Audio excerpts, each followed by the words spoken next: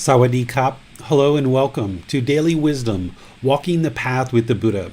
Today is Sunday, our group learning program, where we're exploring this book, Developing a Life Practice, The Path That Leads to Nibbana. And we're in chapter 8, which is titled Transforming the Three Poisons, Greed, Hatred, and Delusion. This is a chapter that can really open your mind to understanding all the problems that Gotama Buddha was discussing about the unenlightened mind from a somewhat high level, but then drilling into some detail and giving some antidotes of how to actually remedy the unenlightened mind, bringing it into a more enlightened mental state. So if you've never explored the three poisons, this can be an opportunity for you to really kind of see an overview of what's been happening with your mind all through your life and why it's been such a struggle in certain situations with professional or personal relationships or various situations or circumstances that you've been experiencing, and certain ways that you've maybe reacted in certain situations, or maybe other people reacting to you in various situations. So this talk today is going to help you see these challenges in the mind and how to actually antidote them and remedy them. So I'm really pleased that you've chosen to join us for today's class. As we go in our class, there's opportunities to ask questions, where if you're in Facebook, YouTube, or Zoom, you can put your questions into the comment section, and we have our moderators, James, Manal, and Bassam, who will be able to see those and make sure they get asked during the class. If you're in Zoom, you can electronically raise your hand and ask any questions or follow-up questions directly and get your questions answered that way. So let's go ahead and get started with today's class, talking about transforming the three poisons. First, starting out with, what are they? What are the three poisons? We refer to them as the three poisons, or the three unwholesome roots, or the three fires. These are ways that you'll see these referred to, and depending on how we refer to them, we might be talking about them in a slightly different way. When we refer to them as the three poisons, then we refer to the antidotes to these three poisons. Or if we talk about them as the three unwholesome roots, we might talk about the remedy being the three wholesome roots. Or if we talk about them as the three fires, we might talk about the three things that extinguish these fires, right? So these are known this way for good reason. As we get talking, you'll understand why we refer to these this way. They're also referred to as defilements. And what a defilement is kind of like a pollution of the mind. These are the three main high-level things that are essentially keeping the mind trapped in the unenlightened state. And through eradicating this pollution or these defilements, then the mind will move into this enlightened mental state. These three poisons, or three unwholesome roots, or three fires, they help explain why the mind is trapped in this unenlightened state and why it's experiencing this unwholesome results or these unwholesome outcomes. Because as long as our mind is defiled or polluted with these three poisons, or three unwholesome roots, or three fires, we're going to be making decisions through these three poisons. Therefore, our decisions are going to be tainted with this unwholesomeness. And when we put those decisions into the world, then we're going to experience unwholesome results. This is unwholesome karma. Remember, karma is cause and effect, or action and result, essentially the results of our decisions. So when we make decisions through the unwholesome roots, then they're going to have unwholesome results or unwholesome outcomes, also referred to as unwholesome karma. The three poisons, or three unwholesome roots, or three fires, they give a really clear description of what the problems are in the unenlightened mind and how to eliminate those with these antidotes or these remedies to solve these problems, moving the mind into this enlightened mental state. And this is kind of as a high-level overview of the unenlightened mind, being the three poisons, three unwholesome roots, or three fires. It gets somewhat detailed, but it's still somewhat of a higher level perspective of what's really keeping the mind trapped in the unenlightened state. It's the 10 fetters that explain it in very, very detailed terms. So it's the 10 fetters that need to be eliminated from the mind in order to experience enlightenment. This is what we talked about back in chapter 3. But all of these 10 fetters bubble up to the 3 poisons. So Gotama Buddha is really known for kind of having this layering effect, where he layers his teachings one by one by one, where more and more gets exposed the more you pull back the layers. So the 3 poisons or 3 unwholesome roots or 3 fires, it's kind of like one layer of understanding of what are the problems and what are the solutions to this unenlightened mind. But then to get into it in much more detail, you would look at the 10 fetters, which will look at very specific aspects of the mind that are causing problems and difficulties or are pollution of the mind. We call those 10 fetters, we call them taints, or the fetters, or pollution. We also call them pollution, where we refer to these 3 as more like defilements, right? And we kind of separate the 2.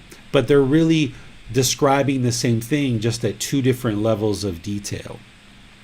The antidotes to the 3 poisons or the remedies to the 3 unwholesome roots are referred to as the 3 wholesome roots. And when you make decisions through these 3 wholesome roots, rather than the unenlightened mind making decisions through the unwholesome roots, when you're making decisions and you're conducting yourself in the world through these 3 wholesome roots that we're going to be discussing today, then you're going to experience wholesome results or wholesome karma. One of the big challenges that we're going to talk about today is the mind doesn't understand what it doesn't understand. And because it doesn't understand these 3 unwholesome roots, then it doesn't also understand the 3 wholesome roots. And the mind is just kind of roaming and wandering throughout the world, thinking that perhaps it's doing things that are good or wholesome, but in reality, because of the misunderstanding or unknowing of true reality, the mind is producing decisions that are not leading to wholesome results. And oftentimes we may think in the unenlightened state that we're doing things that are wholesome and that are helpful and beneficial, but in reality, the things that we do and the decisions that we make end up having unwholesome results. And this is just because of our unknowing of true reality. So while in the book I refer to these as the chapter title of greed, hatred, and delusion, I more frequently refer to these as craving, anger, and ignorance. And in the rewrite of this book, I'm actually retitling this chapter to be the 3 poisons, craving, anger, and ignorance, because I think these words really elicit more of the meaning of what Gotama Buddha was talking about. But as we talk today, I'm going to help you understand the various ways that we think about these 3 poisons or 3 unwholesome roots, both through craving, anger, and ignorance, or unknowing of true reality, but also through greed, hatred, and delusion. And we even oftentimes refer to these as maybe desire, ill will, or confusion, because the mind's confused. It doesn't understand what it doesn't understand. And because of this confusion or this lack of wisdom, the mind being ignorant or having delusion, it's masking our true nature. The mind isn't awakened to this wisdom, and it doesn't have compassion and loving kindness. And these poisonous states will tend to motivate non-virtuous behaviors or unskillful intentions in speech and actions, which produces unwholesome karma. So we need to transform these 3 poisons so that they remedy or antidote these 3 poisons, so that then the mind can experience the brightness of the enlightened mind. Through applying these antidotes or through practicing these wholesome roots, the mind can come into a more enlightened state where it's now conducting itself in the world through these good wholesome teachings and also the 3 wholesome roots. So now let's go into each of these individually and provide some detail on what each one of these are. And I've separated these into 3 different sections. And then at the end, I'll kind of give you a bit of a summary. But let's go through the details. This first poison of craving or greed, we also talk about this as desire or attachment or wants or expectations or grasping or holding. This is how the mind is longing with a strong eagerness, wanting something external. And it thinks if it obtains the objects of its affection, that it will create lasting satisfaction. And the mind is essentially chasing and yearning and longing. It has this unquenchable thirst, these wants. It has this objects of its affection, and it thinks that it's going to provide some kind of lasting fulfillment or inner satisfaction to create wholeness or completeness in the mind. The mind can sometimes even become obsessive as it chases after the objects of its affection, having this constant longing and strong eagerness for more and more and more.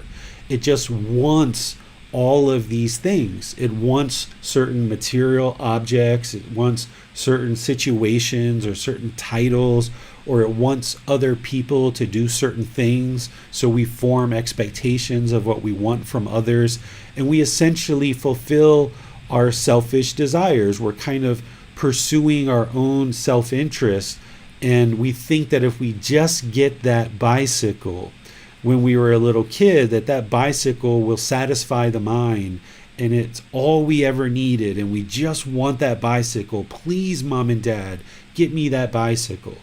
And then when we get the bicycle, the mind is happy. It's excited. It's elated.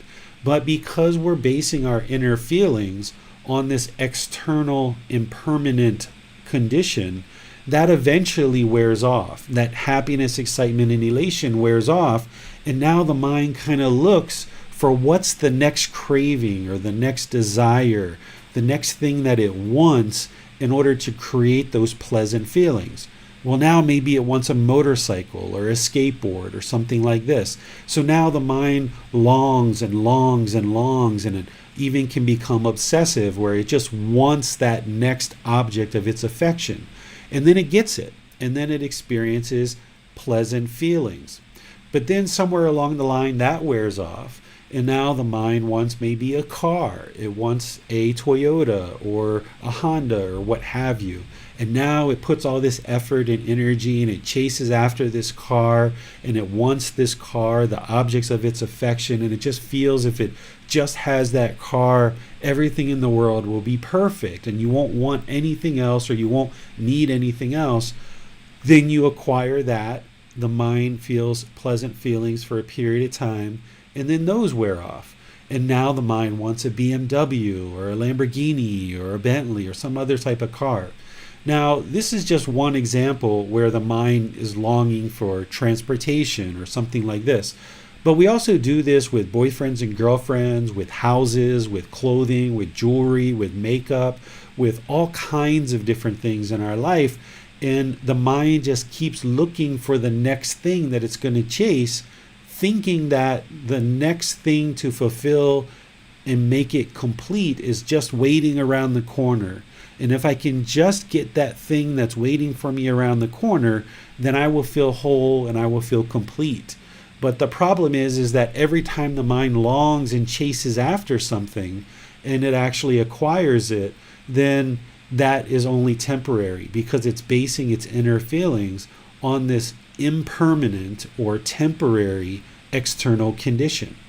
And then the problem becomes with craving that if we don't get the object of our affection, then the mind experiences painful feelings. Because the mind is longing externally for some pleasant feeling, if the mind has that longing for long enough and it keeps chasing and chasing and chasing and it doesn't get what it wants, then the mind experiences sadness or anger or frustration, irritation, annoyance, these painful feelings. And the mind just keeps cycling through this constant craving, these constant desires, these wants and expectations, where it just keeps thinking that these external things are going to solve the inner conflict and the discontentedness that exists in the mind. And every time it acquires the objects of its affection, for a brief period when it's experiencing those pleasant feelings, it kind of confirms for the mind that it thinks it's on the right track because it experiences happiness, excitement, and elation. But then once those feelings wear off, the mind's right back to where it started from, no longer feeling those pleasant feelings. It's not experiencing any kind of lasting contentedness or peacefulness or calmness, and it just looks for the next objects of its affection. And the mind just keeps doing this over and over and over in a constant cycle, never ever getting to a point where it's content or peaceful, because the problem isn't that it doesn't have one more material object or one more relationship or one more job title. The problem isn't that it needs to acquire all these external things. And once it has all these objects of its affection, it's somehow going to miraculously be satisfied. This is why someone who wins the lottery, for example, if you talk to people who win the lottery, sometimes they will say that they're more miserable after they win the lottery than before. And this is how you see that the objects of our affection, of wealth or fame or notoriety, it's not going to fulfill the mind. This is why you see superstars or famous celebrities that are still committing suicide, because they are not satisfied in the mind, or they're using illegal drugs. They're trying to chase those pleasant feelings, and when the mind can't sustain those pleasant feelings permanently, then it turns to the darker side, where it sometimes turns to drugs or alcohol or suicide even. The real problem here isn't that the mind doesn't have the objects of its affection. The real problem is that the mind is having this craving, this longing with a strong eagerness and wanting something that it doesn't have. It's kind of like the grass is always greener on the other side. But then when you cross the other side of the fence, you realize the grass actually isn't any more greener over here than it was somewhere else, and the mind is discontent. So the real problem that the mind's experiencing with this particular poison is this longing with a strong eagerness, this mental yearning, these wants and these expectations. And we put all this pressure on ourselves to fulfill those expectations, or we put pressure on other people to fulfill our expectations. And this causes conflict in our relationships, both personally and professionally. So as long as the mind's craving and yearning for something external, wanting these pleasant feelings, then it's inviting in these painful feelings, and it's inviting in these destructive behaviors and these habits where we're putting pressure on ourselves, never feeling fulfilled, never feeling like we've done enough, or we're putting expectations on other people, feeling like they haven't done enough, and we want more from them. But our list of cravings just keeps growing and growing and growing. We ourselves can't fulfill all the cravings that the mind comes up with, and other people around us can't fulfill all the various cravings that the mind comes up with. So there's only one solution to this, is to eliminate that longing with a strong eagerness, that yearning, that constant searching, that burning desire for the mind wanting the objects of its affection and chasing after them. The antidote, or the wholesome root here, would be to practice breathing mindfulness meditation. Through breathing mindfulness meditation, it trains the mind to let go, residing in the present moment and cultivating this awareness of mind, or right mindfulness. Because the problem here is that the mind is longing externally and wanting something externally, either from the past or the future, or it has all these various thoughts and ideas. It just keeps chasing after thoughts and ideas and material objects and things like this. The solution is to train the mind to be in the present moment and let go, let go, let go. Because otherwise, the mind's going to keep chasing the objects of its affection. This is why when you're in meditation, the mind has difficulty staying on the breath. it goes to the past, or it goes to the future, or it has thoughts and ideas, or you start judging yourself, or you have these negative self-talk in the mind, because the mind can't be content in the present moment. It always feels like it has to go somewhere. It's always coming and going. It can't just be satisfied with where it's at. The grass is always greener on the other side, so the mind is always looking for where is the grass greener on the other side. So it's going to the past, or it's going to the future, or it's having all these thoughts or ideas. And what you're doing in breathing mindfulness meditation is you're training the mind where you observe the mind has left the breath, the present moment. You're training the mind to let go and come back to the breath. And more over repeated sessions of doing this, the mind gets more and more comfortable and more at ease. It starts being comfortable with just residing in the present moment. And it gets easier and easier to let go. And then in daily practice through the Eightfold Path, as certain unwholesome mental states arise, you can more easily let them go in daily life, because in meditation, 2 or 3 times a day, you've trained the mind over a consistent period of time to let go, let go, let go, stop longing, stop craving, stop having all these wants and all these desires and all these expectations, and just be content in the present moment with nothing other than the breath. So this is the first antidote, is using breathing mindfulness meditation to transform this craving or greed where the mind wants to hold on to things. And then the second antidote is generosity. Generosity is giving and sharing. This is a very important foundational teaching as part of Buddhist teachings. And for those of you guys that have looked at Buddhist culture before, you know that every day the Buddhist monks and other ordained practitioners, like female ordained practitioners, will go out and they will walk through the streets of a city with a bowl and allow people to practice generosity of giving them food or clothing or money or something like this to help them sustain their life. And this is a practice of generosity where the mind gets used to letting go of its material possessions, letting go of things that it's holding closely, and it learns how to give and share, and it starts to recognize the interconnectivity of how all beings are interconnected, and it no longer holds on to its selfish desires and only pursuing its selfish desires, but through the practice of generosity, the mind is trained to let go. And not only can you do this with Buddhist monks if you live in a Buddhist country, but you can do this in your private life, in your professional life as well. It doesn't have to be just practicing generosity with ordained practitioners. You can share potato chips, you can share food, you can share clothing, you can share your time, your effort, your energy. You can buy a friend lunch or a colleague lunch. And when you practice generosity, it should be a daily, consistent, ongoing practice where you don't want anything in return.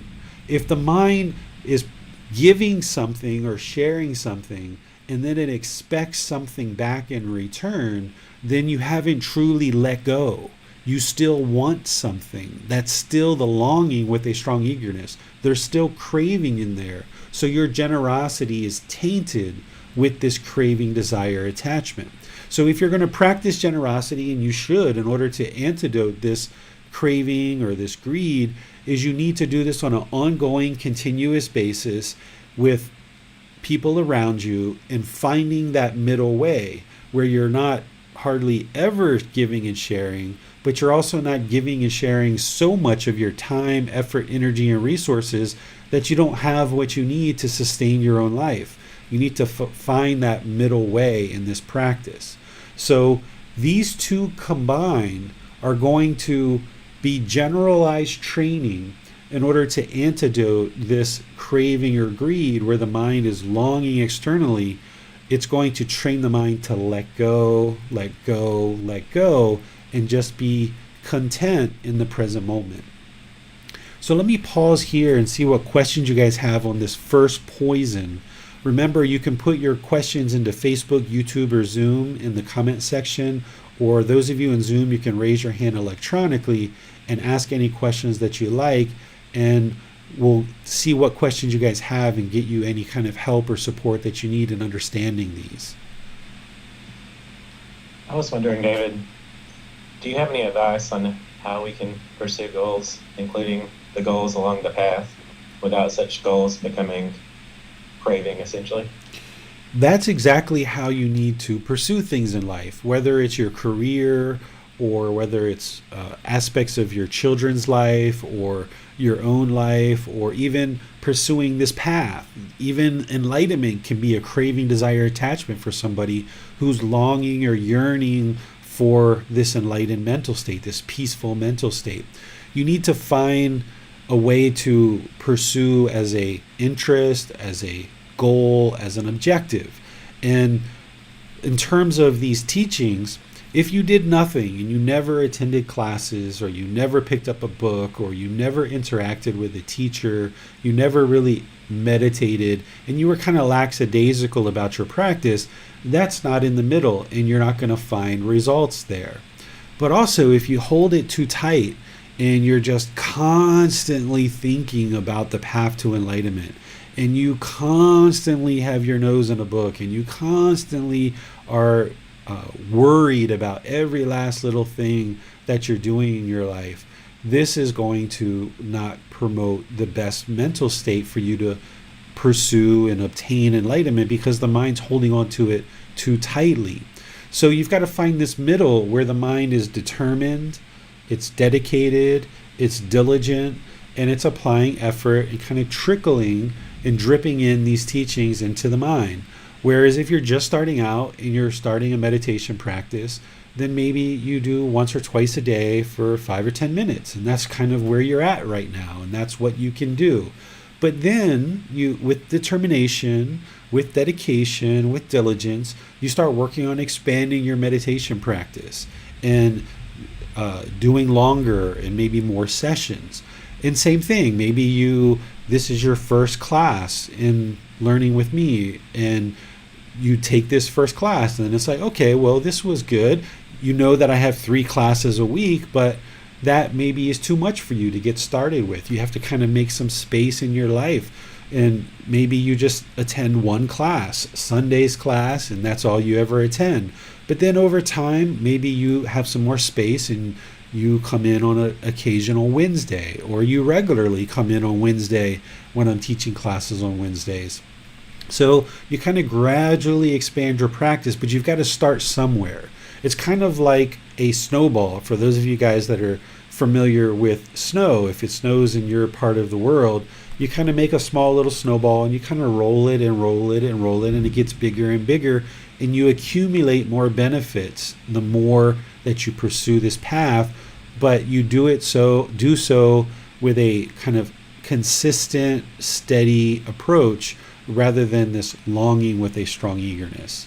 And you can do the same thing with your career. If you're in a certain career and you would like to advance in your career, you can do that with slow, steady, consistent growth, rather than these bursts of energy and this, kind of longing and yearning, which would produce unwholesome results, and you wouldn't be able to sustain that. That's where people burn out in their careers. But also, if you were lackadaisical about your career and never really put any time, effort, or energy into developing it, that wouldn't be good either. So you've got to be diligent, you've got to be steady, you've got to be consistent, and pursue it as an interest, a goal, an objective, realizing that the attainment of that interest, goal, and objective isn't what's going to create the inner fulfillment in the mind. See, the problem isn't that we pursue goals or that we pursue certain objectives. The problem is that the mind with craving thinks that this thing, this material object or this title or some external thing is going to create inner satisfaction, any kind of lasting inner fulfillment.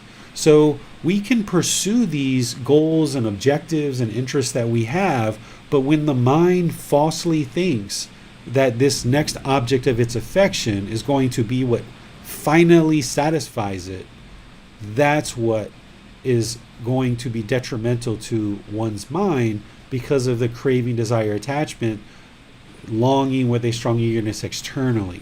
So you've got to find this middle way where you're pursuing things and you know that it's good for you to create more income, for example, and advance your career, but you realize that the contentedness and peacefulness isn't going to come from more money. It isn't going to come from a more important job title. It's not going to come from more responsibility or a more luxurious car or more luxurious clothes or more friends or something like this. That's not what's going to produce the inner contentedness. It's recognizing that you need to pursue certain goals in life, but that you no longer falsely think that these external things are going to produce inner satisfaction in the mind. So it sounds like the topic of our last class, the middle way, is really a large part of how we can pursue goals without it becoming a craving, essentially. Exactly. That's all the Buddhist teachings are really kind of pointing to the middle way in one way or another, is that you don't do things too loosely, but you also don't hold things too tightly, because on either sides of those, the mind's not going to be performing optimally. So in this career or whatever you do, that you slowly build things up slowly but surely. Like right now, as I just mentioned, I'm teaching 3 classes a week. I'm teaching a 4th class here in Chiang Mai. I also meet with students privately as they schedule private appointments. There's 4 appointments per day that I take. I'm also writing books and publishing books. I'm also helping my family and doing things here with the family. But I didn't just kind of click the fingers and turn on all that stuff at one time. I kind of slowly but surely, gradually built up to that so that the mind can sustain these things without craving, desire, attachment, and that the mind doesn't burn out. Because if you end up having this craving, or people who are unenlightened do have this craving, desire, attachment, but if you end up pursuing things with craving, desire, attachment, this is why the mind burns out, either in a career or personal goals or interests. The mind will pursue and pursue and pursue and pursue and pursue and pursue, and it thinks it's going to get those pleasant feelings, and then eventually it just burns itself out and it decides it's no longer worthy to pursue that, or it attains it and then it loses interest in it. This is why we call it the 3 fires, because the fire eventually extinguishes and it burns out. And by doing that, you're not going to be able to sustain your personal relationships or your professional career, because you're just pursuing things through craving, desire, attachment, this longing with a strong eagerness, chasing the object of your affection. But then once you either acquire the object of your affection and that wears off, or you get disinterested in the object of your affection, the mind's going to latch onto another object of your affection and now start pursuing that. And that's why people have trouble meeting with any kind of success behind any one particular goal or objective, because the mind keeps being redirected and chasing other objects of your affection, or it burns out. And this is why some people ask me, like, well, without craving, would I still be able to perform in my career and still obtain the things that I need in my life? And my answer is always yes. You'll actually be able to do it better, because right now, if you're pursuing things in your career, for example, with craving, desire, attachment, then you're eventually going to burn out, where it's no longer interesting to you, or you're going to fulfill those pleasant feelings and find out that once those pleasant feelings have been experienced, those fade out, and now you're going to redirect to something else, not being able to put a lot of wholesome decisions behind any one particular goal, because the mind's constantly looking for the next craving to latch onto.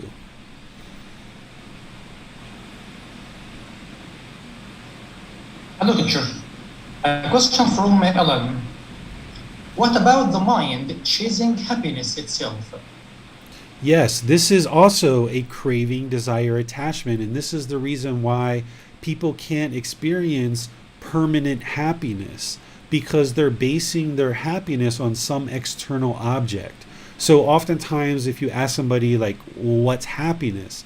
Oftentimes the way we're taught in Western culture is happiness is a certain amount of wealth, or owning your own home, or having certain cars, or certain number of friends, or a family, or what have you.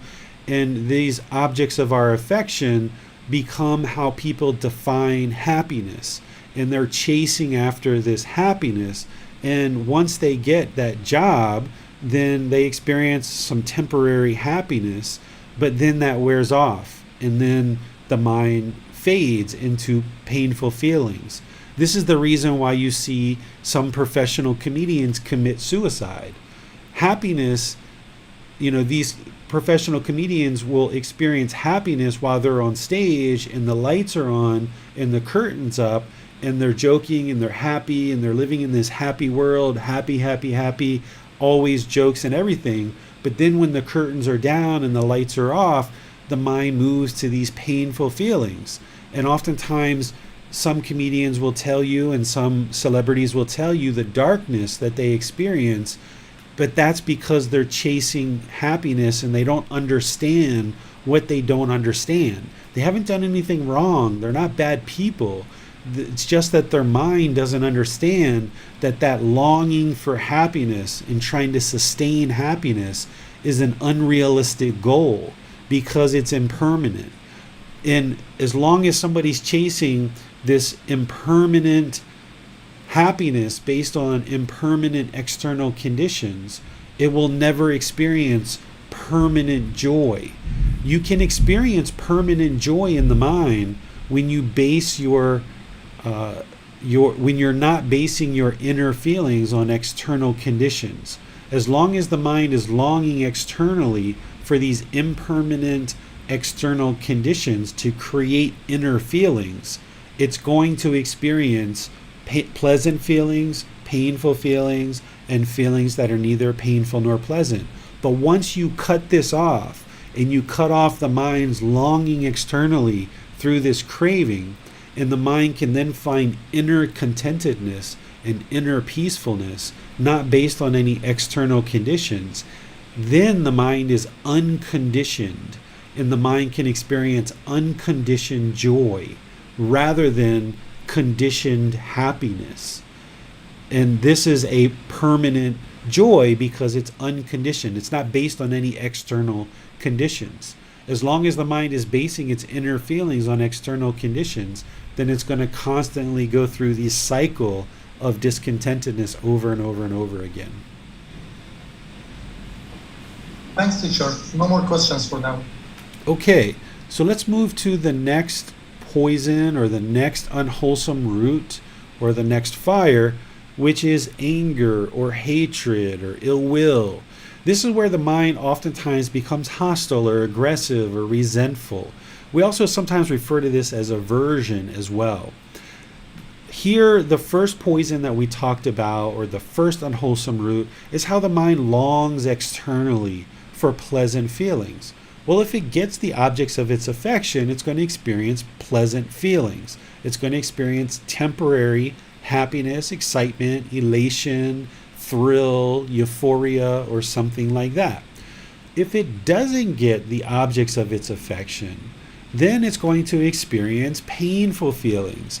And with that is going to come this anger, or this hatred, or this ill will, or this hostility, or this aggression.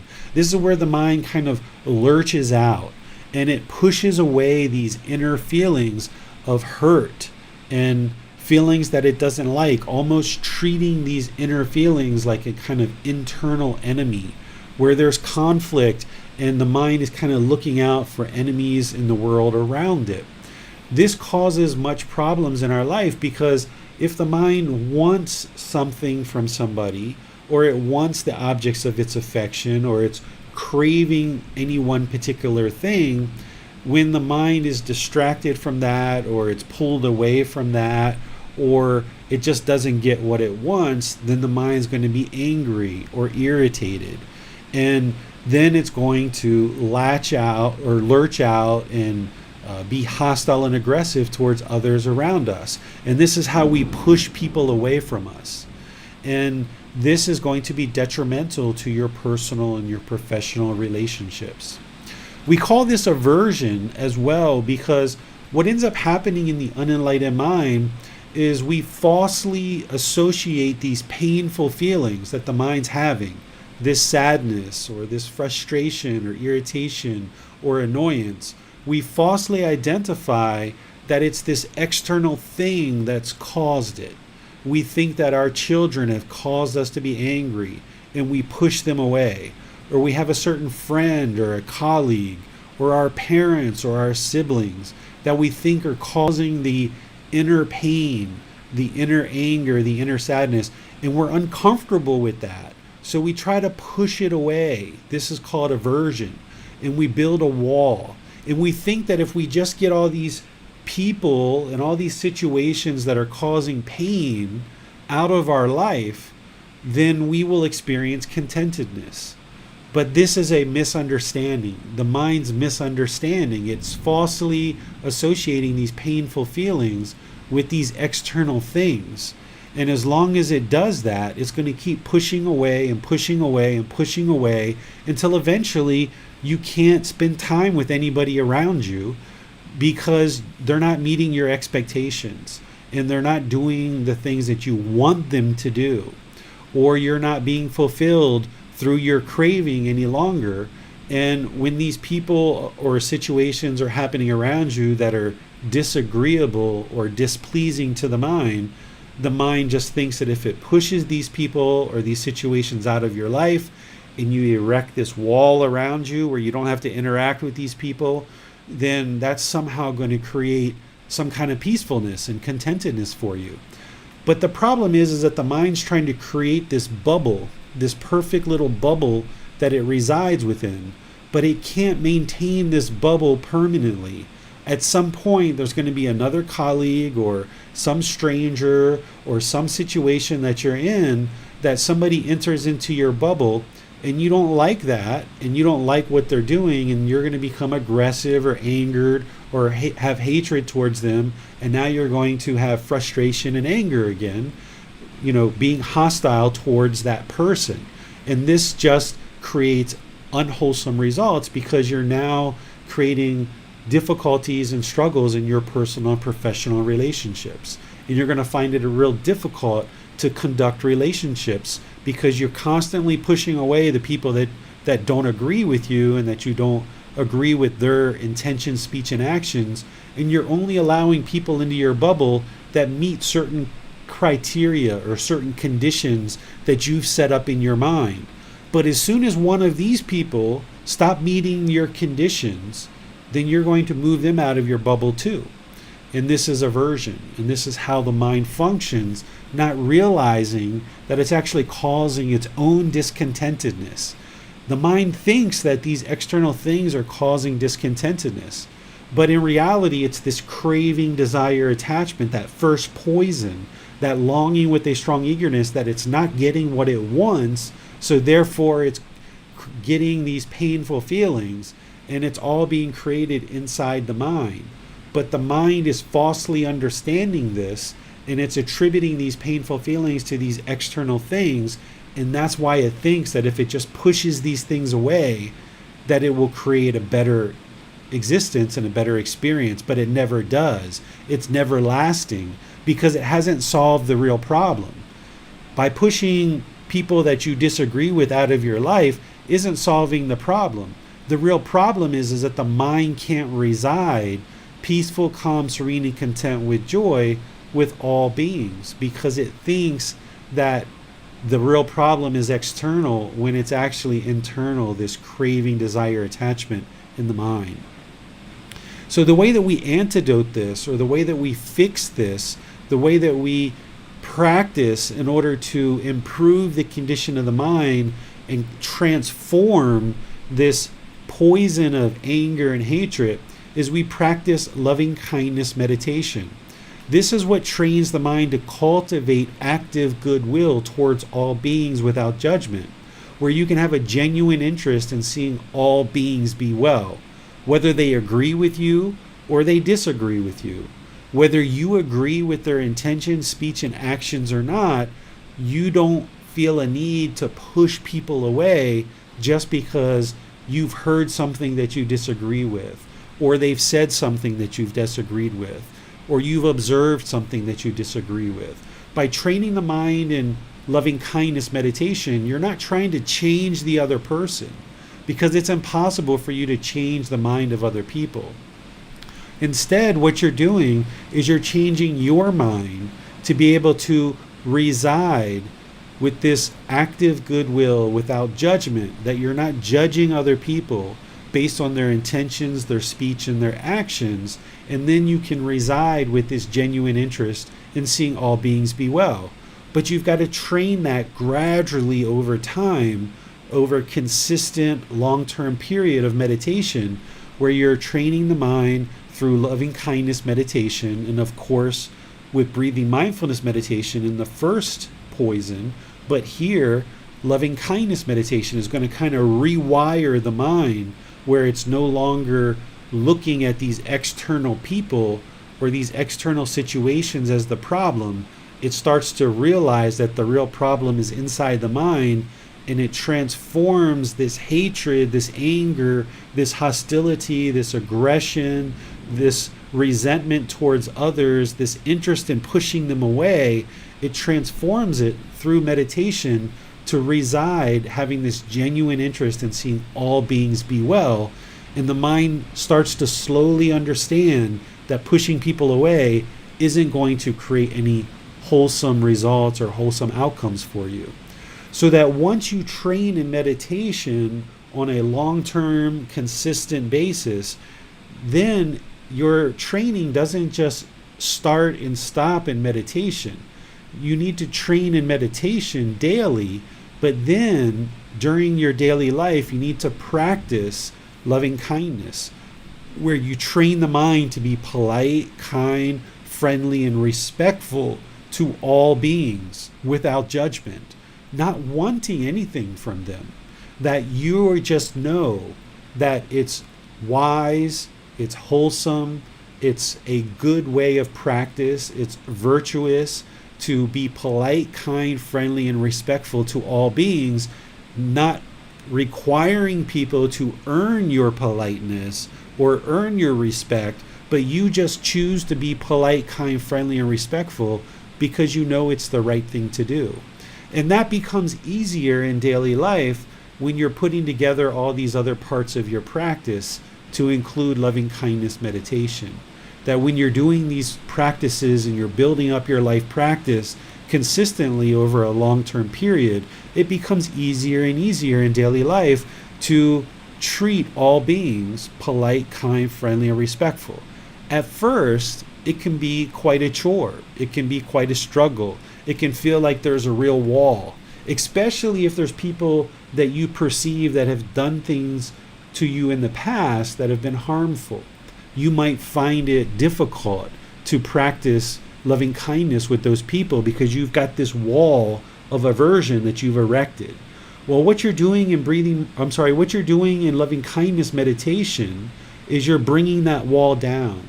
And what you're doing through practicing loving kindness in daily life is bringing that wall down so that now you can relate to all beings, both personally and professionally, with this genuine interest in seeing them be well, and knowing that by you being polite, kind, friendly, and respectful, it's good for your practice. Even if other people are choosing to be disrespectful or unkind or impolite, you know that that's their practice and that's only affecting them.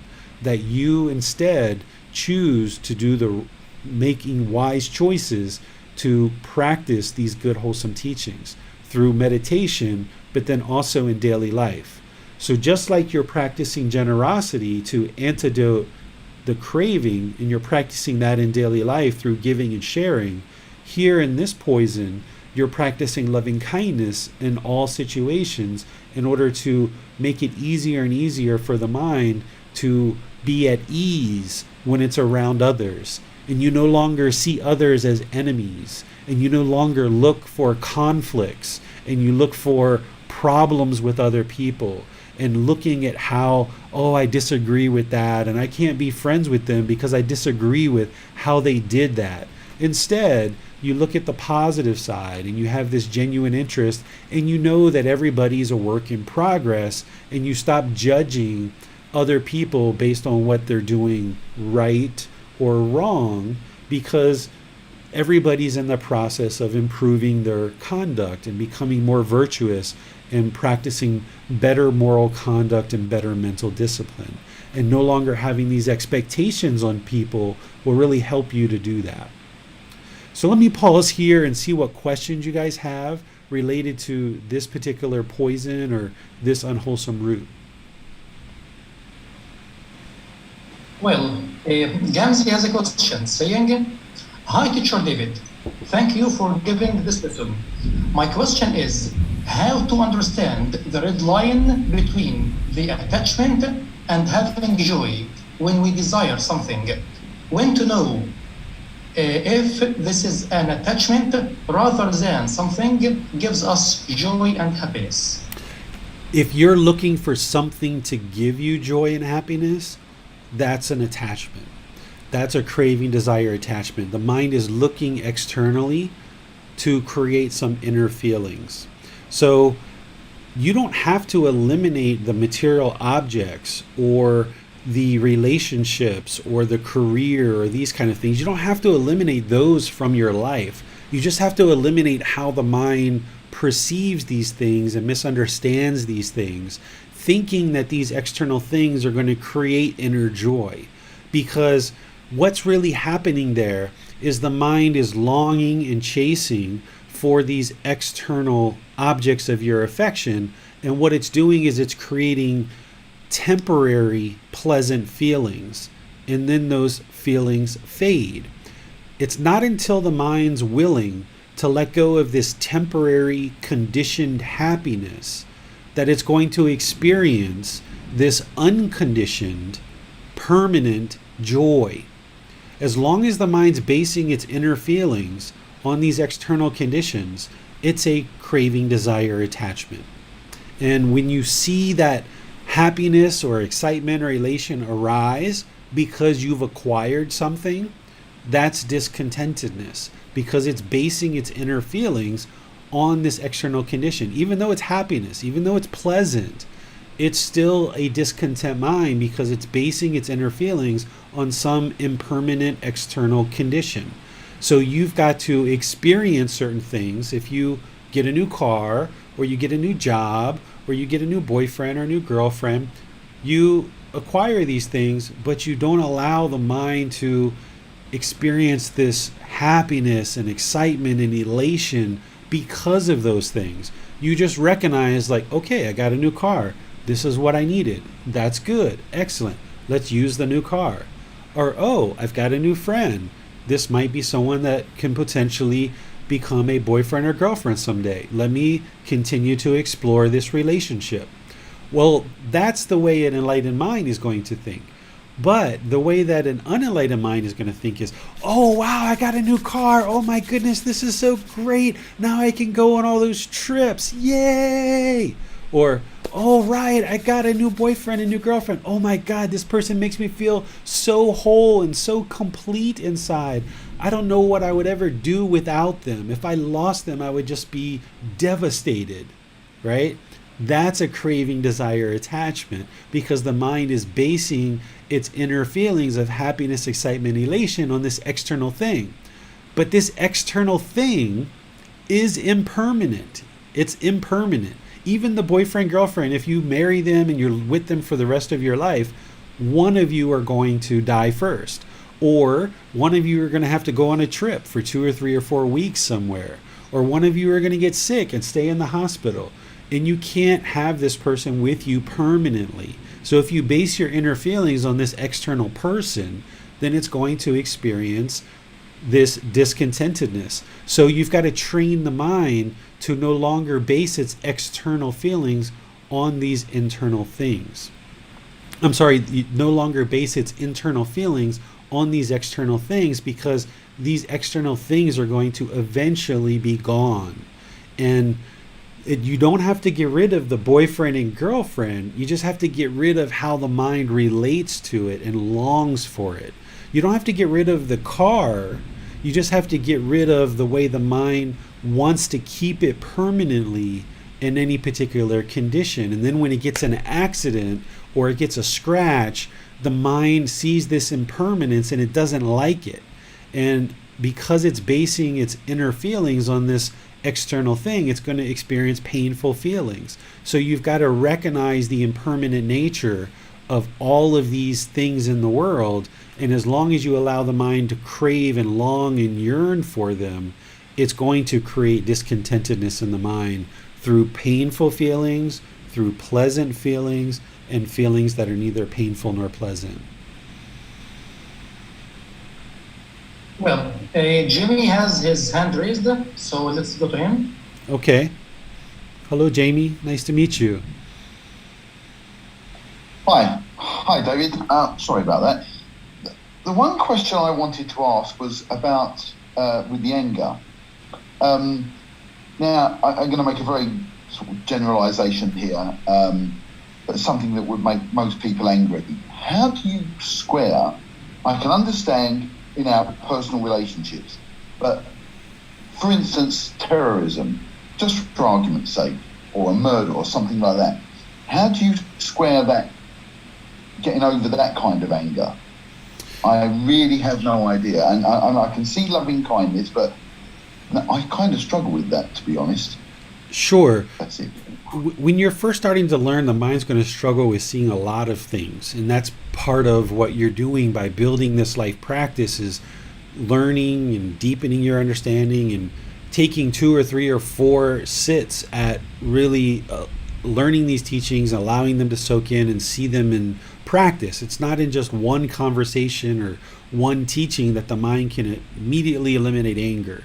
It's going to be a consistent, comprehensive practice of training the mind away from the anger, and then it softens and softens and softens and kind of fades out, where it goes from anger to frustration to irritation to annoyance to eventually the same things can happen in our life, and we no longer experience any arising of any discontentedness based on that particular thing that maybe 6 months or a year ago would have created lots of anger in the mind. So something with murder or terrorism, things like this, yeah, these things are unfortunate that happen in our world, and these are things that other people are doing. But those people aren't causing the anger in the mind. What's causing the anger is the individual wants things to be different than they are. The mind is craving for the world to be a certain way. The mind has this mental longing and strong eagerness for the world to not have murderers, or for the world to not have terrorism. These teachings aren't in all cases about what's right or wrong, right? That's not what the Buddha taught. What the Buddha taught is, why is the mind discontent? Sure, it's wrong for people to have terrorism and to murder. That's wrong. People shouldn't do that. But those things do happen, and they will happen in the world. As long as people have craving, anger, and ignorance, they're going to continue to happen in the world. But if we attach our inner feelings to what's happening in this external world, then the mind's going to constantly be angry when it sees something that it disagrees with. So maybe today it doesn't like that there's terrorism and murders. Well, let's just say someone could snap their fingers and instantly get rid of terrorism and murdering in the world, if that was possible. Well, a mind who has longing with strong eagerness, craving, desire, attachment, it's going to find something else to be angry about, because now it's not going to like that everybody wears pink shirts. Anyone who wears a pink shirt, I don't like this, and I'm going to get angry because everyone wears pink shirts. Oh, so now we have to say, everyone stop wearing pink shirts. Okay, now are you content yet? No, because now I want everybody to wear brown tennis shoes, right? So the mind's going to just constantly be craving for the next thing. And as long as the mind's holding on and wanting things to be different than they are, it's going to cause itself to be angry. So I can say I don't agree with someone who commits terrorism. I can say I don't agree with someone who's a murderer. I don't agree with their intentions, their speech, and their actions. But it doesn't benefit me to be angry at that person. It doesn't create any benefit in my mind or in my life if I allow there to be anger because of what someone else did, because I can't control that person. I didn't tell that person to do that. I wasn't involved in that. There's no sense in me ever getting angry based on someone else's intention, speech, and actions, because it's just going to pollute my mind, and then I'm going to lack concentration and calmness and focus, and it's just going to lead to unwholesome decisions in my life. So you've got to see it as unbeneficial for you to get angry at what other people are doing in the world, and no longer craving for things to be done a certain way based on your liking. Cool. Thank you. Thank you. Thank you You're very welcome. much. You're welcome. And that comes with practice, Jamie. That's not just like a snap of the finger, as you probably know, that, oh yeah, I'll just stop thinking that murderers are, it's okay. It's not that we're saying it's okay for people to murder. We're just saying let's not base our inner feelings on what's going on externally. And this comes with training, and you have to train the mind to do this. Whereas if you allow the mind to get excited about that new car, or you go to a new restaurant and they have this new dish. Oh, wow, look, they've got this new dish. I'm so excited to try it. If we allow the mind to get excited in that situation, well, then when the mind sees something that it disagrees with, it's also going to get angry in that situation too. So what you're doing in training the mind is you're training the mind to cut off this longing with a strong eagerness where it's basing its inner feelings on these external conditions. Thank you very much. Got it. You're welcome, sir. You're very welcome. Well, Gloria also has her hand raised, so let's go to Gloria. Hello, Gloria. Hello. Can you hear me? I can. Okay. So I just wanted to attest to what you are saying in my own experience.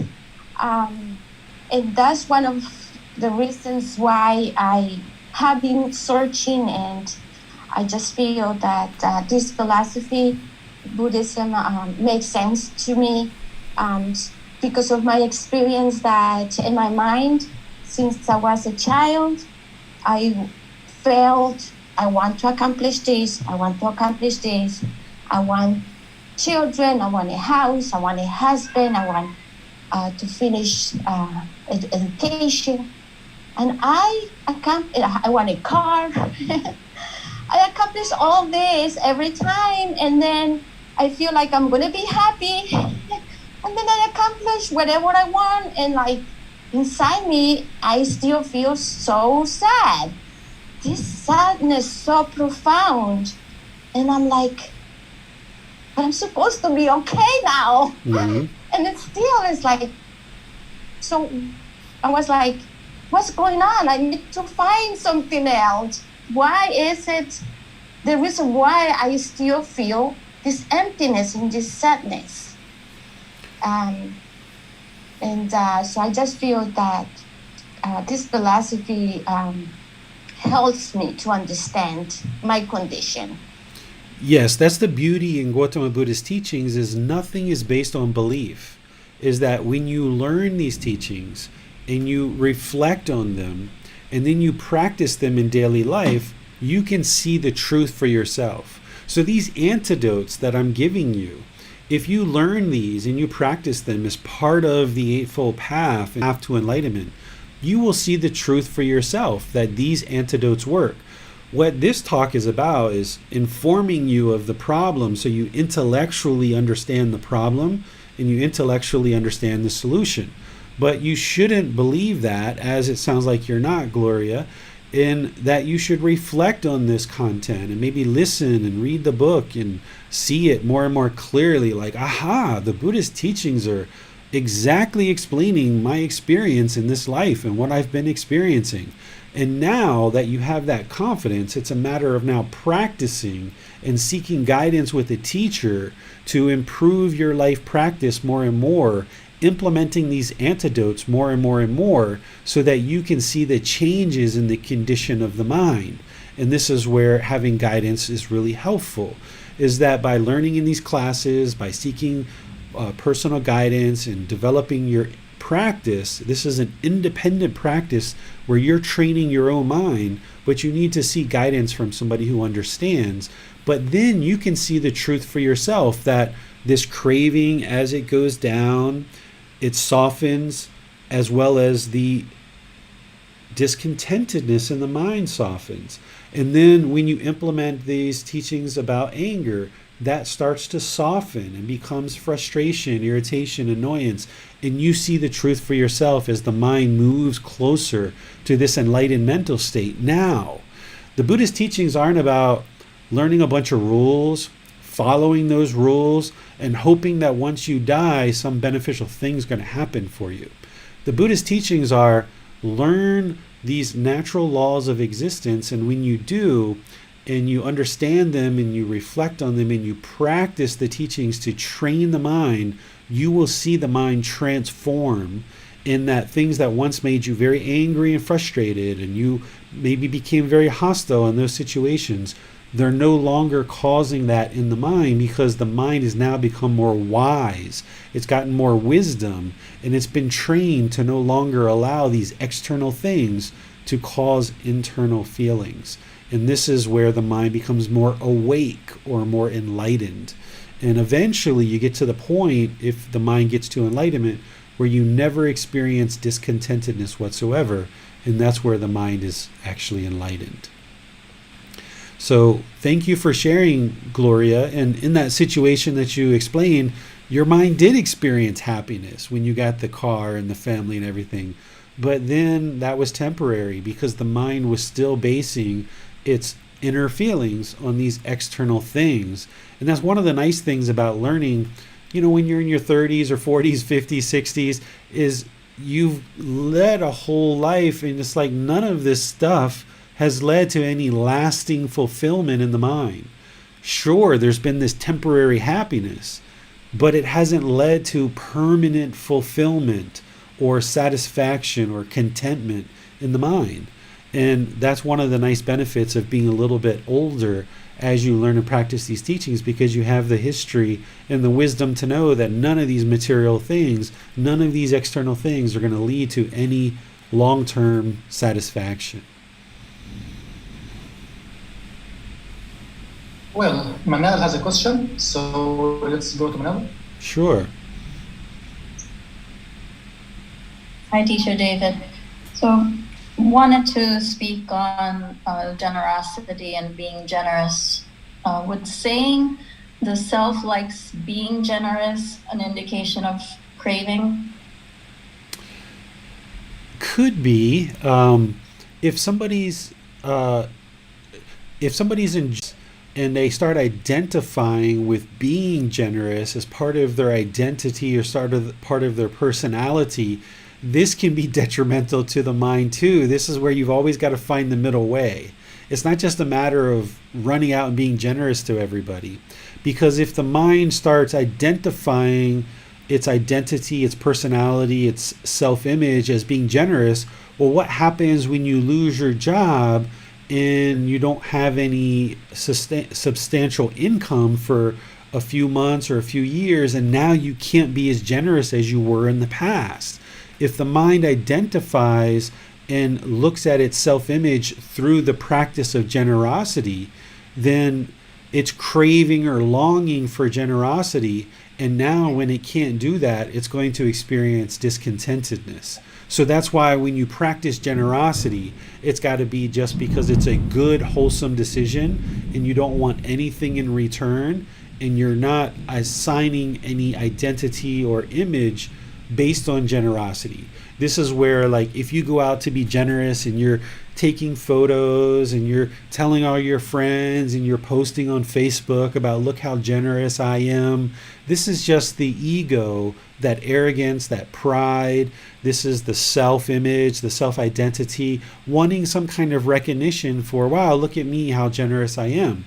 Well, that's detrimental to the mind and dangerous, because at some point you're not going to be able to do that. And if you're only being generous in order to create pleasant feelings, then you're right back into the same cycle of longing for something externally, trying to create internal feelings. So when we practice generosity, it needs to just be because it's the right thing to do and you're working on your practice to let go. And that's the only interest that you have, is to train your own mind. Right, I do reflect on how it feels to do an act of generosity, or to be generous, and to have random generosity sometimes in the very moment. But what happens is sometimes there's a sort of a foreplanning or ways that you proactively consider being generous for someone or something in the future. So my question is more about that diligence in planning where to next be generous, because you're not thinking in the present moment. You're actually thinking maybe 3 months, 4 months down the line, maybe sometime in the future. But this proactiveness that you take, also, how does that? Is there an indication of craving because you're setting that in the future? Not necessarily. We can plan things in the future while still residing in the present moment. The challenge is if you plan something in the future and it doesn't happen the way you want, that's where the mind can become discontent. So it's okay to plan things and to put together plans and have ideas of things that you would like to do in the future. But if things don't go exactly to the plan, if the mind's holding on to the plan, then when things don't go exactly as planned, that's when it's going to cause itself discontentedness. So the mind can plan for the future, but without expectations and without holding on to those plans so tightly that if they didn't happen the way that the mind thought, that it would be crushed and devastated. And that's where you know that, okay, I can practice planning because it's wise to plan ahead, but I just shouldn't hold on to this so tightly, expecting the outcome to be a certain way. Thank you. You're welcome. Well, Michael has a question. He says, would you say craving, desire is a strong liking, while anger, aversion is a strong disliking? Yes, you can look at it that way. That's one way to look at it in very simple terms.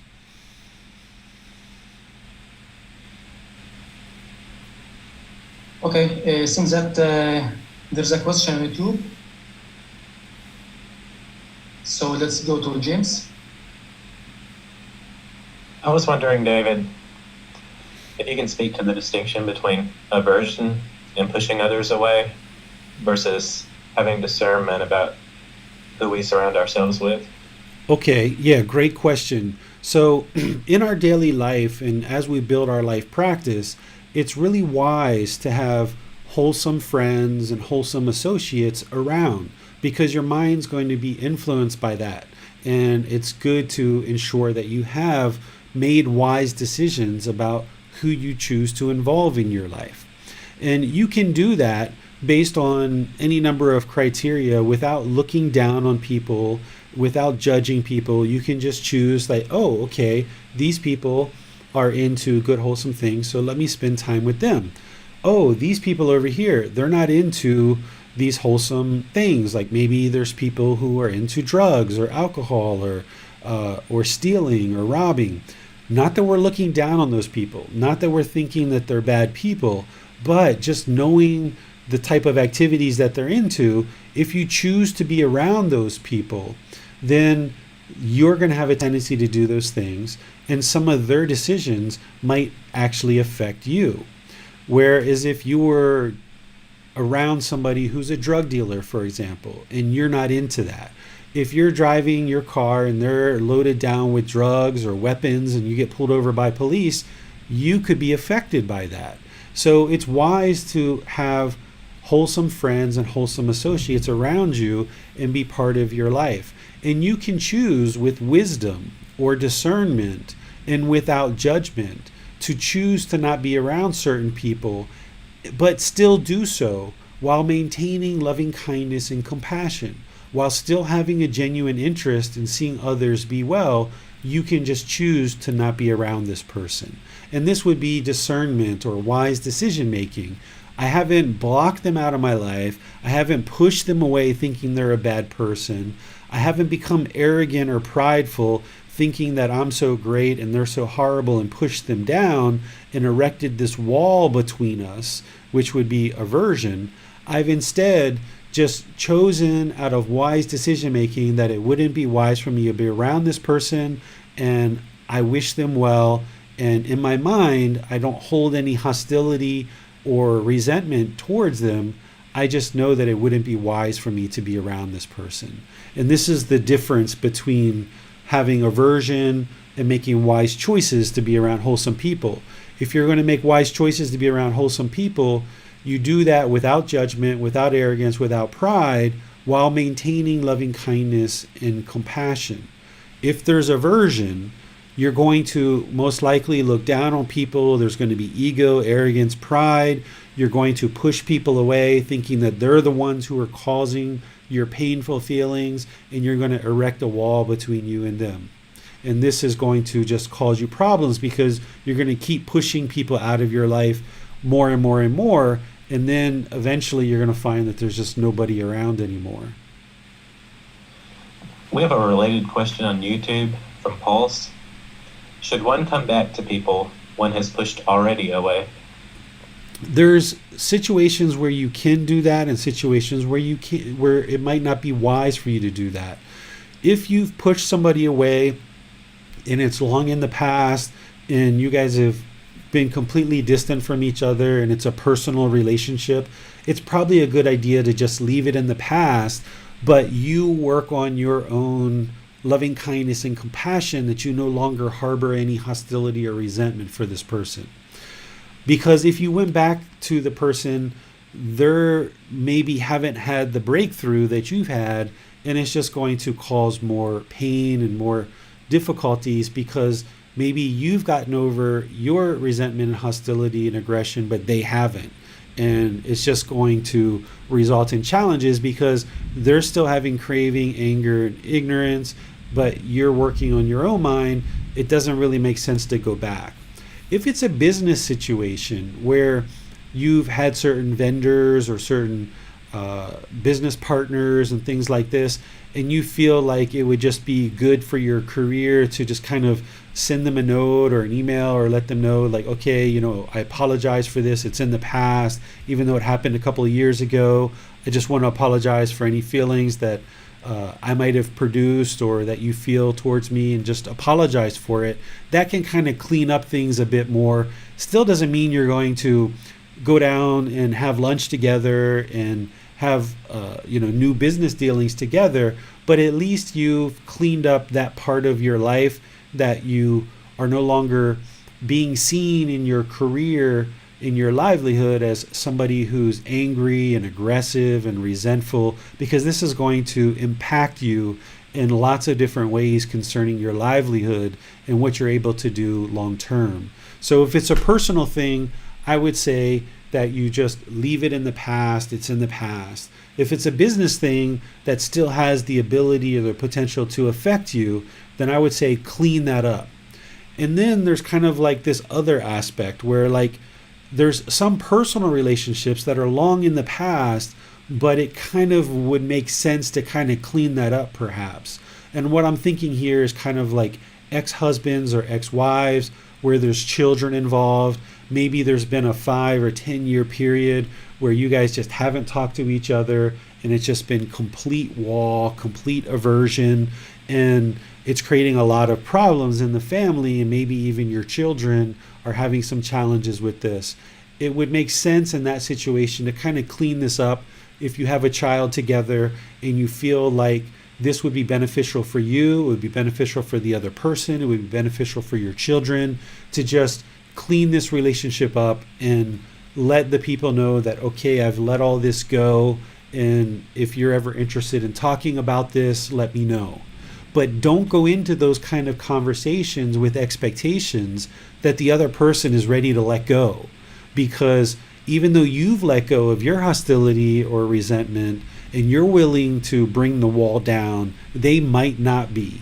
So if you're going to go back and try to repair any of these relationships, you've got to do it without expectation, without anything that you want, and without thinking that, okay, I'm going to repair this and everything's going to be perfect, because that's not going to be the case. So you've got to let go of that craving, those wants, those expectations, and just choose to apologize or make amends just because it's the right thing to do. And if that's no longer possible for you, just cultivate this genuine interest in seeing others be well, that you let go of any resentment that you harbor in the mind for anyone in the past, because as long as you hold on to any resentment or hostility or ill will for people, it's going to inhibit you from experiencing enlightenment.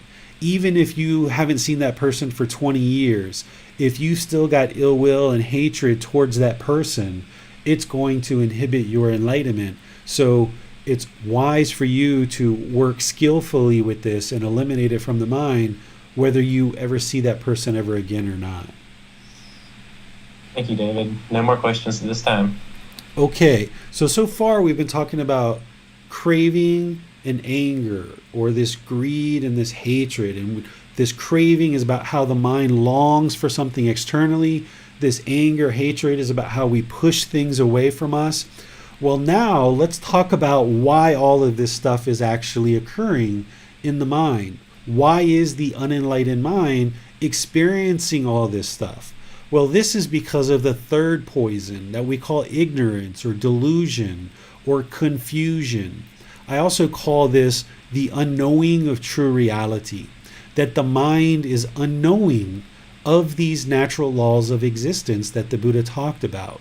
Essentially, it's our wrong understanding and our wrong views of reality that we've misunderstood. We have this misperception about how the world works around us, and our inability to understand things as they are. We have these distortions in our perceptions of how we perceive the world. So we think that in this ignorance, in this delusion, in this unknowing of true reality, in this confusion, we think that this material objects, these external things, are going to create inner fulfillment. And that's why we still have craving, desire, attachment for anybody who still has that. We think in our ignorance and our delusion and our confusion and our unknowing of true reality that these external situations or this external person is causing the painful feelings in our mind. So therefore, if we just push them away, then that's what's going to create the contentedness and satisfaction in the mind. But that's all because of our ignorance or our delusion or our misperception, our wrong views of reality and how things work in the world. That's what's keeping the mind in this unenlightened state, is this ignorance, this delusion, this unknowing of true reality, and the mind is confused. The unenlightened mind doesn't understand what it doesn't understand. And this is why beings just continue in this cycle of constant craving, craving, craving, craving. I get my pleasant feelings, that feels good, they wear off, and now the mind feels painful feelings again. Or craving, craving, craving, I don't get what I want, I experience these painful feelings, this anger, this hatred, this resentment, this ill will, and now I push people out of my life, and it just keeps doing this over and over and over, never getting to a point of satisfaction or contentment or peacefulness or calm, because of this unknowing of true reality, because of this ignorance. And the only way to antidote this or remedy it is through investigation of the Buddhist teachings. Through learning, reflecting, and practicing these teachings from the Buddha, we don't believe them, we reflect on them, and we practice them.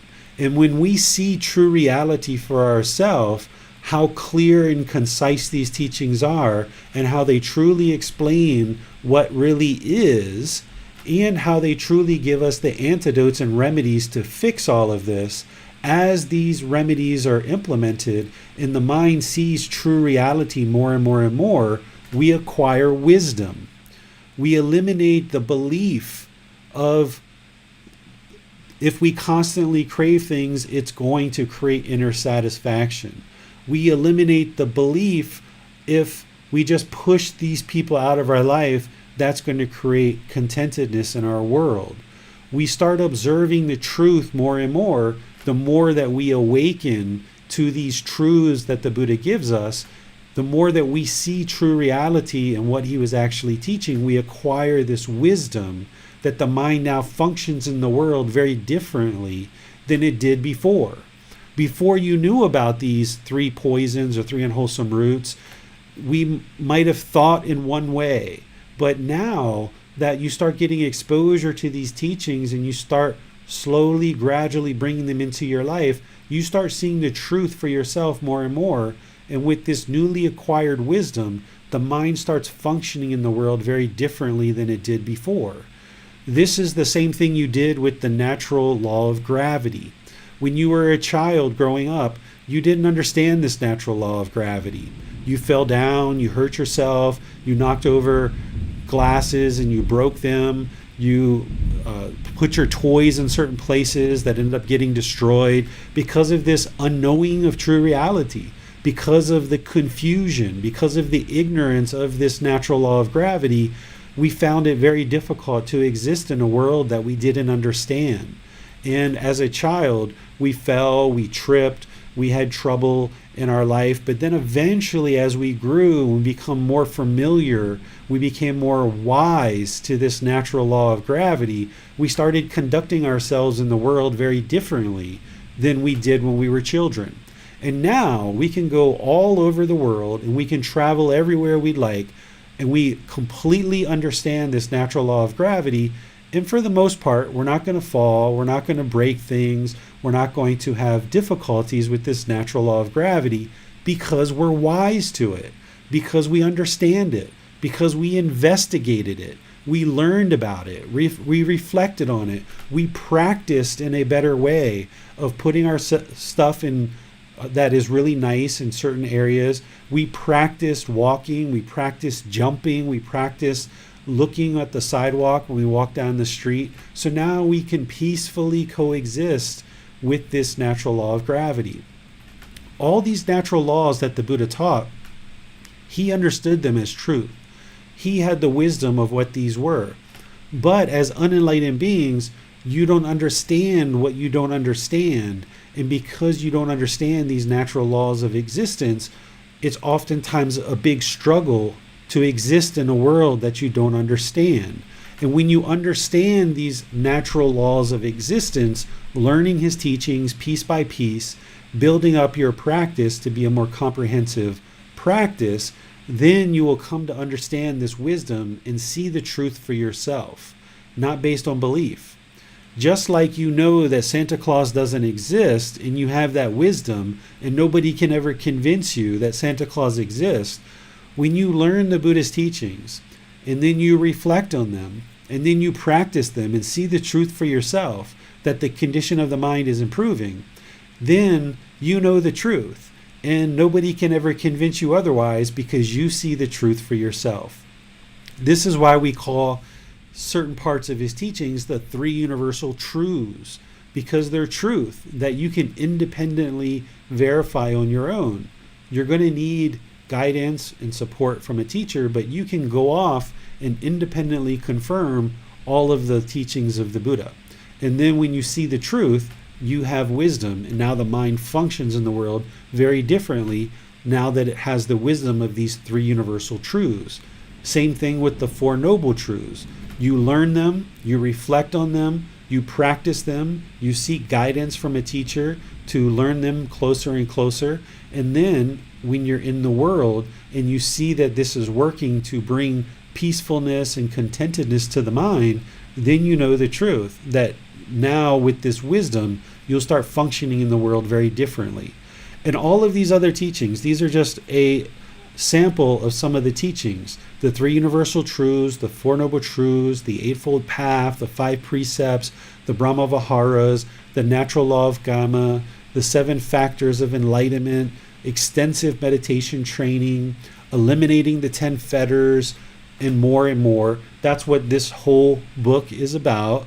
and also this whole book series that I'm in the process of writing and slowly going to be releasing for you guys. All of this stuff is available for you openly and freely. Not just the resources, but the support and guidance as well to help you along this path.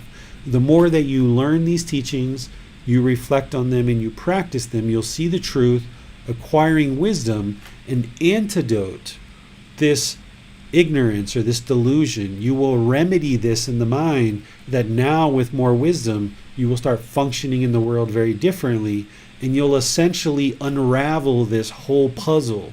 You'll unravel this whole enlightened mind, where you'll no longer see it beneficial to maintain this craving. You'll no longer see it beneficial to have this anger, and you will have deeply trained the mind and essentially rewired the mind where it no longer functions based on these false truths or this belief or this wrong perception or this wrong understanding. You will instead function through this wisdom that the Buddha shares, that you know is the truth because you've seen it in practice yourself. And that's how you antidote this and start functioning in the world with wiser and wiser decisions. So let me pause here and see what questions you guys have on this particular poison. Would you say that ignorance is the root of the other poisons and essentially all of our discontentment? Yeah, if you were to boil everything down to just one thing, what's the one thing that's keeping the mind in the unenlightened state? It's ignorance, it's delusion, it's this unknowing of true reality, that the mind doesn't understand what it doesn't understand. And as long as it doesn't have this wisdom, it's going to constantly be in this cycle of craving, desiring, attaching, wanting, expectations, pleasant feelings, painful feelings, feelings that are neither painful nor pleasant, anger, frustration, irritation, annoyance. All these discontent feelings are just going to keep repeating over and over and over in the mind because it doesn't understand what it doesn't understand, and it hasn't been trained otherwise. And as long as this is in the mind, it's going to keep experiencing struggles because it doesn't understand what it doesn't understand, and it's quite a struggle to exist in a world that you don't understand. Thank you, David. We have no more questions at this time. Okay, so let's just kind of wrap this up with a bit of a summary and just kind of talking about all of these things kind of in a more broad sense and just kind of bringing it down to just some simplicity without as much of the detail that I've already shared.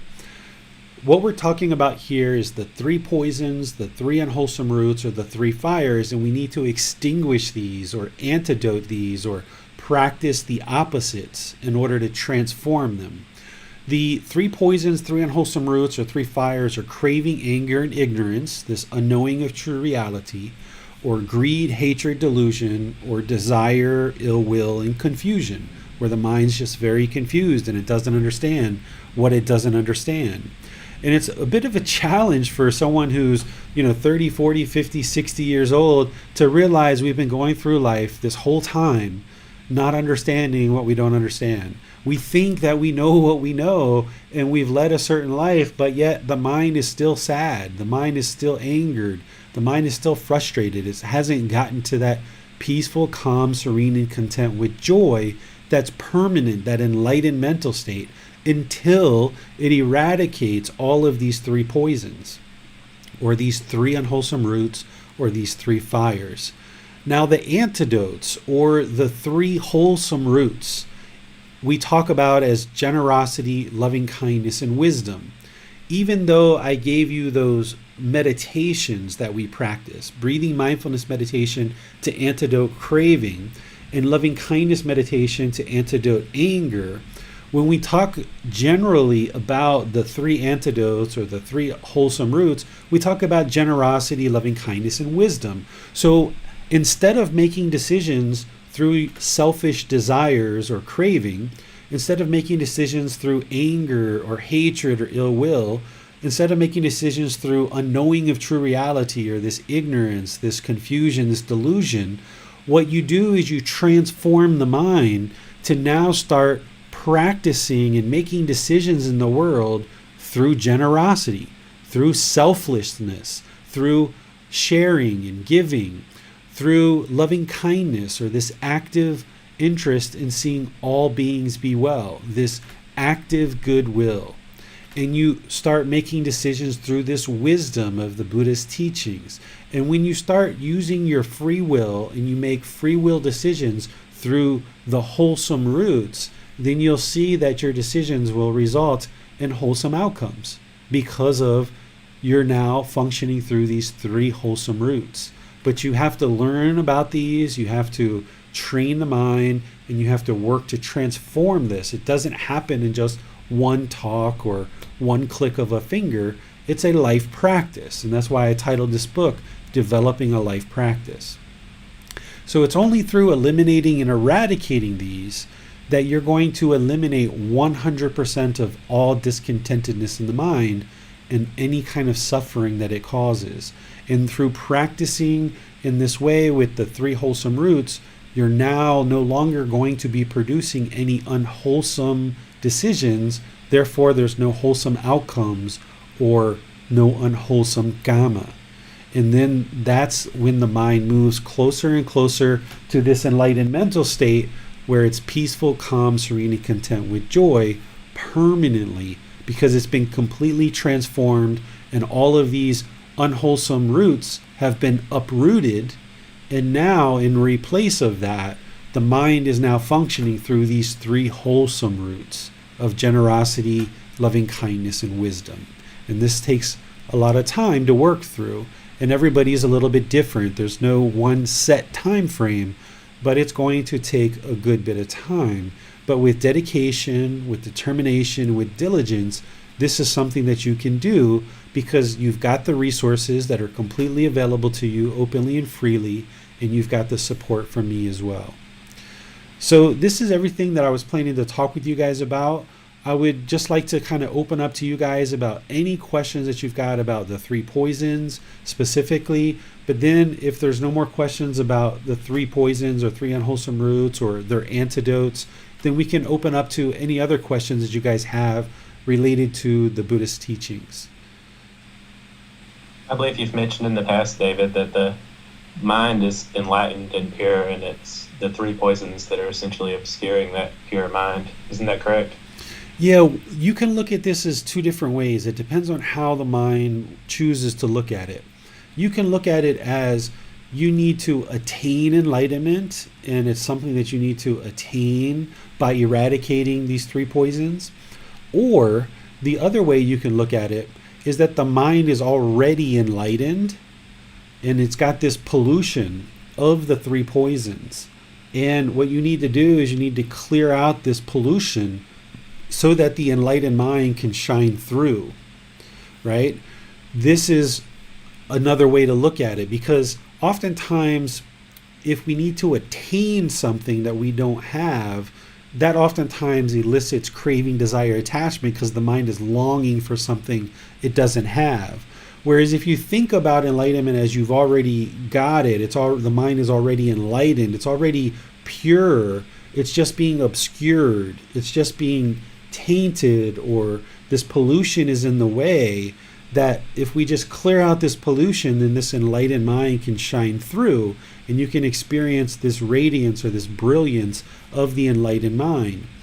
This is why oftentimes we can be in a certain conversation or a certain situation where we have these really wholesome intentions in the mind, and we can kind of say something or suggest a certain opinion, and we think it's a wonderful idea, but other people don't think so, or they perceive it in a certain way, and that's because sometimes it's tainted. Our decisions are sometimes tainted with craving, anger, and ignorance.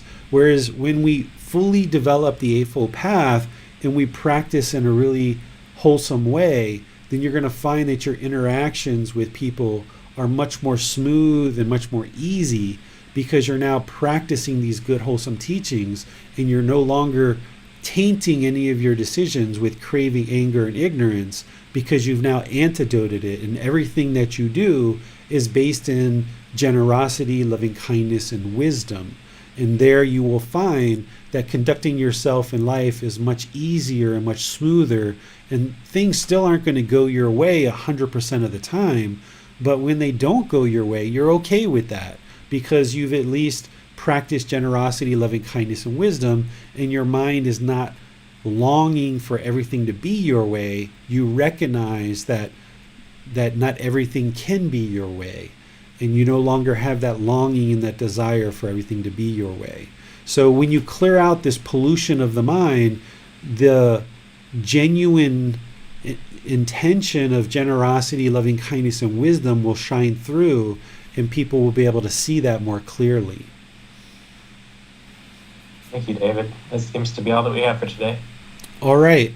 Well, I would like to just once again thank all of you guys for joining us for today's class, because learning these three poisons helps you to understand the problems at a high level and some of the antidotes. But it's not until you really dive into those other teachings that I talked about, the Three Universal Truths, the Four Noble Truths, the Eightfold Path, and all the others, including the 10 Fetters, that you really deeply, deeply understand the problems in the unenlightened mind and why you haven't been able to experience lasting peacefulness or lasting happiness or having this inner fulfillment where the mind is just at ease. It's not until you dive into these other teachings that you understand the struggles that you've been experiencing in life and why things have been such a consistent struggle. And when you do, when you dive into these teachings, you can then clear up some of these things and all of these things and be able to now practice in a way through this generosity, loving kindness, and wisdom, where now things are much more smooth and much more easy for you. It takes time, it takes effort, it takes dedication, but you can do it. There's nothing holding you back other than your own determination, your own diligence, and your own dedication, because everything here, like I said, there's books, there's audiobooks, there's videos, there's podcasts, there's online classes, there's personal guidance where you can schedule sessions with me to talk privately. There's a Facebook group where you can meet with other people, and you can connect with a larger audience of people that are interested in the same things that you're interested in. So the whole ecosystem is here for you to come into and learn and practice. It's just a matter of you choosing to actually do it. So on Sundays, we meet and we talk about a chapter in this book. Now we're on chapter 8, but next week we're going to be in chapter 9, which is talking about how this natural law of karma, of cause and effect, affects us, and how does it affect us, and what is this natural law of karma? Essentially demystifying and taking away the mystery of this natural law of karma, because all too often it's described as kind of mysterious or this punishment and rewards. That's not what the natural law of karma is at all. So next week we're going to be talking about that, because that's a central understanding that needs to be understood in order to progress on this path to enlightenment. So we'll do that next Sunday. And then this Wednesday, we're going to be doing breathing mindfulness meditation. So that antidote to craving, we're going to actually be doing that on Wednesday at the same time, 9 p.m. Thai time. So whatever the time that is in your time zone, you can look and choose to either participate in the live stream in Facebook or YouTube, or come into Zoom, or watch the replay if you can't participate in the live class. And you can learn breathing mindfulness meditation and start building up your practice. But wherever you are, you should be able to download this, because there's a link that you can download the book. And at the end of each chapter, there's talks that I've given, there's an audio book, there's a little quiz if you would like to take the quiz, and there's a walking through from beginning all the way through to help you develop your life practice, where more and more you can eradicate this ignorance or this unknowing of true reality and gain wisdom. And then when you have a question, you can post it into Facebook, you can ask questions in these online classes, you can send me a private message, or you can schedule a personal discussion to get help on a private one-on-one basis. And oftentimes when people are first starting, they will kind of schedule weekly appointments or every 2 weeks for a period of time just to kind of get ramped up and headed in the right direction. And then once they're headed in the right direction, they can kind of use all these other mechanisms and all these other abilities to get help as they need help. But these resources are available to all of you guys, and you're welcome to take part in them. And then once you learn through this program on Sunday and Wednesdays, there is a program on Saturday called The Words of the Buddha, the Pali Canon and English study group, where once you kind of study this material for about 6 months to a year, you can then move into studying with the actual words of the Buddha. And even in this book, Developing a Life Practice, I've got some sections in there where I've got the words of the Buddha in there as well. So you can see that what I'm teaching is directly related to what he taught. But then once you go through this program, kind of establishing a foundation and a framework, you can move into this other program where we study exclusively the words of the Buddha and helping you see things more clearly through his teachings. But going into that program oftentimes from the beginning can be quite a challenge if you haven't first established a nice foundation for yourself through this program first. So you're welcome to participate in all of these. I invite you, you're welcome to attend, you're welcome to reach out however you'd like, and I'm here to support you and guide you along this path. So enjoy the rest of your day wherever you're at, and I'll see you either Wednesday, Saturday, or Sunday in one of these online classes, or perhaps even before then. So until then, have a wonderful day, and we'll see you next time. Sawadee krap.